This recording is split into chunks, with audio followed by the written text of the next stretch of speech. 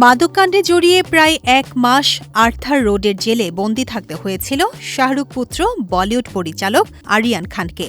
অন্যদিকে একই অভিযোগে ২৮ দিন জেল খাটতে হয়েছিল অভিনেত্রী রিয়া চক্রবর্তীকেও। পরবর্তীতে আরিয়ান জেল থেকে ছাড়া পাওয়ার পর রিয়া নাকি ছুটে গিয়েছিলেন তার কাছে। এমনকি তাদের মধ্যে নিয়মিত যোগাযোগ হয় বলেও বলিপাড়ায় জোর গুঞ্জন রয়েছে।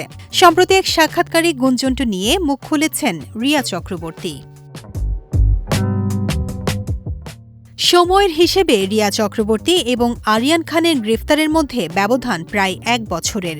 তবে মাদক সেবন ও সংগ্রহের অভিযোগ থেকে শুরু করে নাটকীয়ভাবে আটক ও গ্রেফতার হওয়ার অভিজ্ঞতা দুজনের ক্ষেত্রেই ছিল প্রায় একই রকম।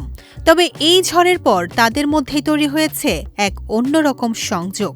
রিয়া চক্রবর্তী নিজেই প্রকাশ করেছেন যে কারাগার থেকে মুক্ত হওয়ার পর আরিয়ান খানের সঙ্গে তিনি যোগাযোগ করেছিলেন এবং নিজেদের জীবনের এই কঠিন সময়গুলো নিয়ে কথা বলেছিলেন।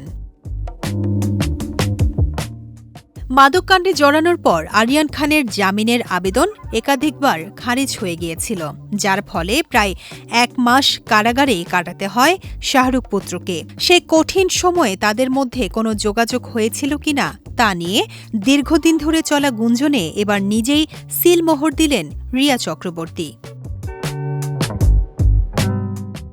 এক সাক্ষাৎকারে রিয়া বলেন, হ্যাঁ, আমি নিজে থেকেই আরিয়ান খানের সঙ্গে যোগাযোগ করেছিলাম, কারণ ওই পরিস্থিতিতে একজন মানুষের মানসিক অবস্থা কতটা বিপর্যস্ত থাকে তা আমি খুব ভালো করেই জানি। মূলত সেই জায়গা থেকেই আমি আরিয়ানের খোঁজ নিয়েছিলাম।